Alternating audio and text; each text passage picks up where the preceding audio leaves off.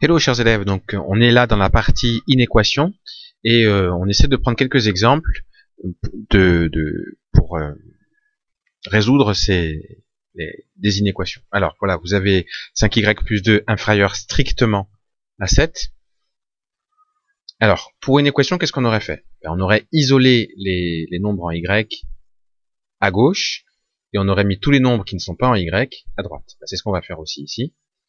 On peut donc se débarrasser du 2 d'abord, donc on va faire moins 2 de chaque côté. Du coup, on obtient 5y ici, inférieur à 5. Ensuite, une autre étape, c'est bien de faire une autre étape encore quand on veut diviser. On va diviser par 5 de chaque côté, pour pouvoir éliminer le 5 qui est multiplié par le y, là, celui-ci.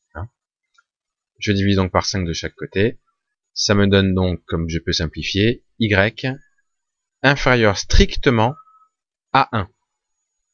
Alors, maintenant qu'on a écrit la solution, il faut la mettre sur une droite graduée pour qu'on voit bien ce que ça représente. Ça, il faudra le faire à chaque fois que vous résoudrez une inéquation. Voilà ma droite graduée. Généralement, on met le 0 dans la droite graduée, et puis on met le 1. Alors, on le met, pas la peine de tenir compte d'une échelle, hein. On met à peu près le 1, il va être de ce côté-là. Le y, il doit être plus petit que 1. Donc le y, il va être ici.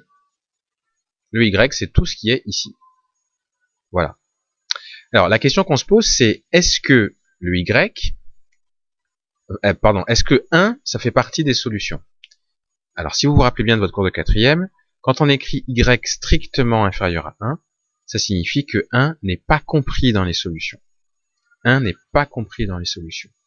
Donc, dans ce cas-là, pour spécifier sur la droite graduée que le 1 n'est pas compris dans les solutions, eh bien, on va mettre un crochet au niveau de 1, mais comme 1 n'est pas dans les solutions, on va tourner le crochet à l'extérieur des solutions. Je vous montre ce que ça donne. On le met comme ça. Le crochet n'est pas tourné vers les solutions. Si 1 était compris dans les solutions, on aurait tourné le crochet vers les solutions. Si par contre 1 n'est pas compris dans les solutions, on tourne le crochet vers l'extérieur des solutions.